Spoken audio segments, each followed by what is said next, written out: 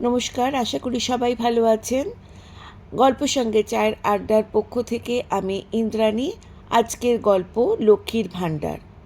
বন্ধুরা, গল্পটি ভালো লাগলে লাইক ও শেয়ার করবেন, আর চ্যানেলের নতুন বন্ধু হয়ে থাকলে চ্যানেলটিকে সাবস্ক্রাইব করে অবশ্যই পাশে থাকবেন। শুরু করছি আজকের গল্প লক্ষ্মীর ভাণ্ডার। বিয়ের পর প্রথম যেদিন রান্নাঘরে গিয়ে ভাত করলাম সবার জন্য, অভ্যেস না থাকার দরুন একটি বেশুই নরম হয়ে গিয়েছিল। শাশুড়ি মা খুব বিরক্ত হয়ে শোনালেন, 52 টাকা কেজি চাল, সব নষ্ট করলো। না আছে রূপ, না আছে গুণ, কাজকর্ম আয় উন্নতিতে কোনো লক্ষ্মীশ্রী নেই। বাবু কি দেখে যে পছন্দ করলো ভগবান জানে। বিয়ের আগে বাড়িতে মোটামুটি রান্না করলেও একটা নতুন জায়গায় এসে নতুন মানুষ, নতুন রান্নাঘর, সকালের খাবার সময় মতন দেওয়া, এসব টেনশনে আমার একটু ভুল হয়ে গিয়েছিল। খেতে বসে ব্যাংকের ম্যানেজার, আমার বড় যা, ব্যঙ্গের হাসি হেসে শাশুড়িকে বলল, তবে মামুনি, তুমি যে এতদিন বলে এলে আমি চাকরি করে বলে সংসারে কুটোটি নারী না। আরে, আমি তো সংসারে খরচাটা দিই, তাই এবার যে ঘরোয়া মেয়ে নিয়ে এলে, দেখো তো কত ধানে কত চাল। ভাসুর বলল, আমাদের দুজনের রোজগারে সংসার চলে।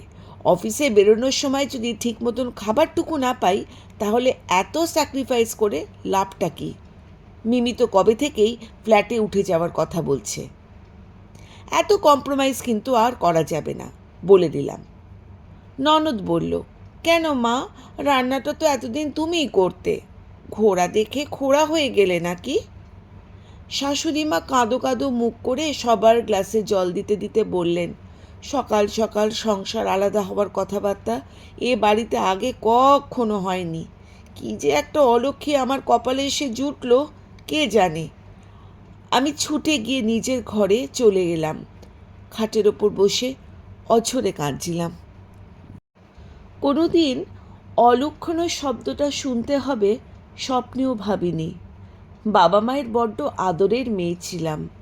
আমাদের সংসারে অভাব ছিল ঠিকই, কিন্তু তাদের ভালোবাসায় কোনো টানাটানি ছিল না। মনে পড়ছিল মায়ের কথাগুলো।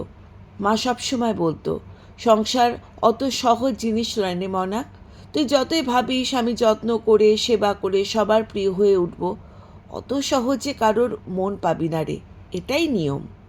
বরং ভালো করে পড়াশোনাটা কর, নিজের পায়ে দাঁড়া, সবসময় জানবি টাকার কাছে সব তেতেও মিষ্টি হয়ে যায়, আর বাবা মায়ের চেয়ে বেশি ভালোবাসা কোথাও কারুর কাছে পাবি না, সে তুই যতই ভালোবাসুক না কেন।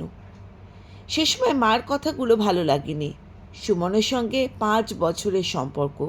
একটা কোম্পানিতে চাকরি পাওয়ার জন্য গুজরাট চলে যাওয়ার আগে ও বিয়েটা সেরে ফেলতে চাইছিল।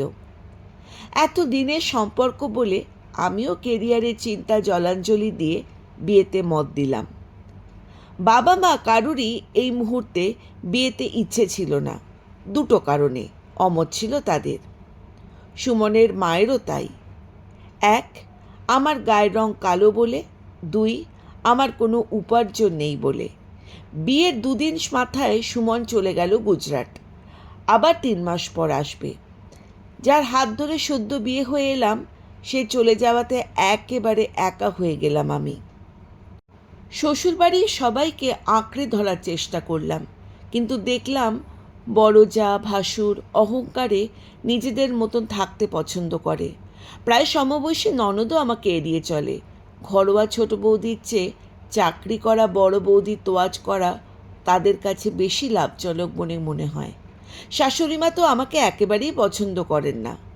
একমাত্র নিরীহ শ্বশুর আমাকে খুব ভালোবাসতেন। 2 বছর আগে সেরিব্রাল অ্যাটাকে একদিন প্যারালাইসিসড হয়ে যাওয়ার সময় তিনি আর বিছানা ছেড়ে উঠতে পারেন না। একসময় দাপুটে ইঞ্জিনিয়ার এখন অসহায় হয়ে হয়তো আমার কষ্টটা কিছুটা বুঝতে পারতেন।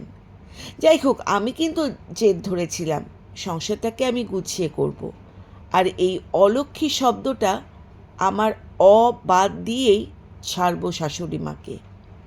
ঠিক 7 দিন লাগলো সংসারের নিয়মকানুন, রান্নার ধরন, পছন্দের খাবারের সময় আর মশলার কৌটোর জায়গা বুঝতে। সকাল 10টার মধ্যে সকলের জলখাবার, ভাসুর, যা, ননদের টিফিন, দুপুরের রান্না, ঘর গোছগাছ সব নিখুঁতভাবে সেরে ফেলতাম। সুমন একদিন ওর মাকে ফোন করে বলেছিল, ও সব কাজ করতে পারে মা, ওকে শুধু নিজের খাবারটা দেওয়ার সময় একটু তুমি ওকে নিজের হাতে খাবারটা বেড়ে দিও। ও নিজে হাতে একদম খেতে চায় না, তুমি দুপুর আর রাতে অন্তত খাবারটা ওকে বেড়ে দিও। আমি শুনেছিলাম উনি ছেলেকে মুখ ঝামটে দিয়ে বলেছিলেন, বুড়ো মা বউকে রেঁধে বেড়ে খাওয়াবে, শেষ পর্যন্ত এই অর্ডার করছিস আমাকে? কি দুগুণ করেছে আমার ছেলেকে এই মেয়ে কে জানে। বুকে বড্ড ব্যথা পেয়েছিলাম সেদিন। রোজ মনে করতাম আজ এই রান্নাটা করে সবাইকে খুশি করে দেব, বা আজ এই কাজটা করে শাশুড়ি মায়ের মন জিতে নেব, কিন্তু কোনোদিনই এতটুকু প্রশংসা বা উৎসাহ পাইনি। মায়ের কথা বড্ড মনে হতো। ভাবতাম তাহলে সত্যিই কি শ্বশুরবাড়ি ভালো জায়গা নয়? মেয়েরা কি এখানে শুধু পরের বাড়ি মেয়ে হয়েই পড়ে থাকে? রাতে ফোনে সুমনের কাছে রোজ কাঁদতাম। ও বলতো, দেখো, যারা তোমাকে জন্ম দিয়েছে, মানুষ করেছে, যাদের রক্ত তোমার শরীরে বইছে, তাদের কাছে তুমি ভালোবাসা পাবে, এটাই স্বাভাবিক। কিন্তু একটা গাছের ছাল অন্য গাছে লাগাতে একটু সময় তো লাগবে। এত অধৈর্য হয়েও না, একটু সময় নাও, সব ঠিক হয়ে যাবে। আমি সব সময় তোমার পাশে আছি। সব ঠিক হয়ে যাবে শুনে আমার ভাঙা মনটা আবার আশায় বেঁচে উঠত। এভাবে কম ভালো আর বেশি মন্দে কেটে গেল 7টা মাস। শ্বশুরমশাই গত হলেন। কাছা নেওয়া অবস্থাতেই যা ভাসুর বাড়ি ভাগ করে নিল। আরও বলল, সংসারে যখন তারা থাকছে না, খাচ্ছে না, তখন মায়ের দায়িত্ব নেওয়ারও কোনো প্রশ্নই ওঠে না। ননদ সৃজাও চলে গেল বড় বৌদির কাছে। ও ভেবেছিল বড়লোক দাদা বৌদি সংসারে বিলাসিতায় থাকবে, আর বৌদির দরকার ছিল সারা দিন বাড়িতে থাকার, কাজকর্ম করার একটা মানুষ। অদ্ভুতভাবে আমার শাশুড়িও মেয়েকে সেদিন বলেছিলেন, স্বার্থে লুকোচুরি খেলার চক্করে পড়িস না সৃজা, অপরের ভরসায় না গিয়ে নিজের পায়ে দাঁড়ানোর চেষ্টা কর, টাকার কাছে সব তেতো মিষ্টি। বুঝেছিলাম সব মাই আসলে এক। বাড়ির ওই অংশে রইলাম আমি, সুমন আর শাশুড়ি মা। সুমন আমাকে নিয়ে চলে যেতে চেয়েছিল, কিন্তু স্বামীহারা ছেলের থেকে আঘাত পাওয়া, পর হয়ে যাওয়া মেয়ের অসহায় মাটাকে আমি ছেড়ে যেতে পারলাম না ওর কাছে। আরও জড়িয়ে ধরলাম মানুষটাকে। মাছ খাওয়াতাম জোর করে, সাদা শাড়ি পরতে দিতাম না, রাতে সঙ্গে নিয়ে বাথরুমে যেতাম। সুমন চলে যাওয়ার দিন সকালে উঠে হাউমাউ করে কেঁদে আমাকে বললেন, তোমার বাবা সবসময় বলতেন, বাড়ির লক্ষ্মীকে অবহেলা করো না সরমা, পস্তাতে হবে, লক্ষ্মী বড় চঞ্চলা। কথাটা যে এত তাড়াতাড়ি ফলে যাবে বুঝতে পারিনি আমি। বাড়িটা আমাকে গিলে আসতে চায় বৌমা, আমাকে ছেড়ে যেও না, আমি তাহলে আর বাঁচব না। আমি ওনার হাত দুটো ধরে বললাম, মা, আমি কোজাগরি, লক্ষ্মী পূর্ণিমা আজ, চারদিকে এত আলো, এত শাঁখগুলোর আওয়াজ, আর আমি এই মাটাকে কি অমাবস্যার অন্ধকারে রেখে যেতে পারবো? লক্ষ্মী পুজোর দিন সংসার লক্ষ্মী ছাড়া কখনোই করব না, সে আপনি আমাকে অলক্ষ্মী বলুন আর যাই বলুন। উনি মাথা নামিয়ে বললেন, না রে মা, এই গায়ের রং, মুখশ্রী, হাঁটা চলা, মিষ্টি মিষ্টি কথা, আয় উন্নতিতে লক্ষ্মীমন্ত, এইসব কথার আদতে কোনো দাম নেই। বিপদের সময়, স্বার্থের সময় এলেই বোঝা যায় কে আসলে রূপে লক্ষ্মী আর গুণে সরস্বতী। এই দেখ না, সবাই কেমন দরকারের সময় আমাকে ব্যবহার করে ফেলে রেখে দিয়ে চলে গেল, পেটের ছেলে পর্যন্ত তাকালো না একবার। এখন 5টা টাকার জন্য তোদের কাছে হাত পাততে হবে। আমি সঙ্গে সঙ্গে ওনার হাত দুটো ধরে বললাম,